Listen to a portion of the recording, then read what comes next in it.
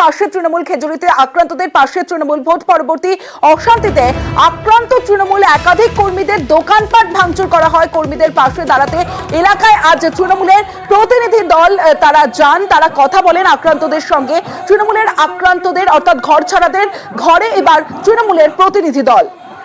সরাসরি চলে যাবো, সুজিত ভৌমিক রয়েছে আমার সঙ্গে, সুজিতের সঙ্গে কথা বলবো। সুজিত, তৃণমূল কর্মীরা এই যে তৃণমূলের প্রতিনিধি দল গেলেন, সেখানে কি আশ্বস্ত তৃণমূলের যারা ঘর ছাড়ারা?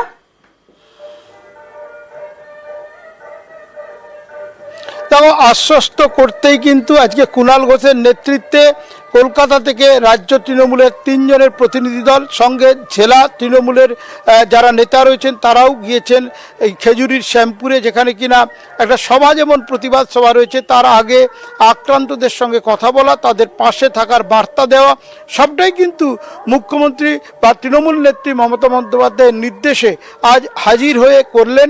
এবং সেখানে কিনা কুণাল ঘোষ অভিযোগ করছেন যে এখানে বিজেপি আশ্রিত দুষ্কৃতীরা ভোটের আগে থেকে, ভোটের পরে কিংবা ভোট গণনার পরে, তারপরেও কিন্তু অব্যাহত রেখেছে।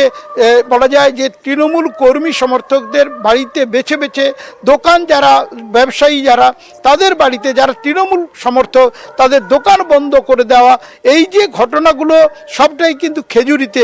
এবং খেজুরিতে এ ধরনের ঘটনা তমস্রী চলছে এবং কয়েক মাস ধরে চলছে। তার মধ্যে ভোটের রেজাল্টের পর কাঁথি লোকসভা এলাকাধীন এই খেজুরি, সেখানে কিনা লিড পেয়েছে বিজেপি, তারপর থেকে অত্যাচারের মাত্রা বেড়েছে বলে তৃণমূল অভিযোগ করছে। এবং নির্যাতিত, অত্যাচারিত, আক্রান্ত তৃণমূল কর্মীদের পাশে দাঁড়াতে আজকের এই 3 জনের প্রতিনিধি দল এসেছেন, কথা বলছেন, আশ্বস্ত করছেন। তমশ্রী। বেশ সুজিত।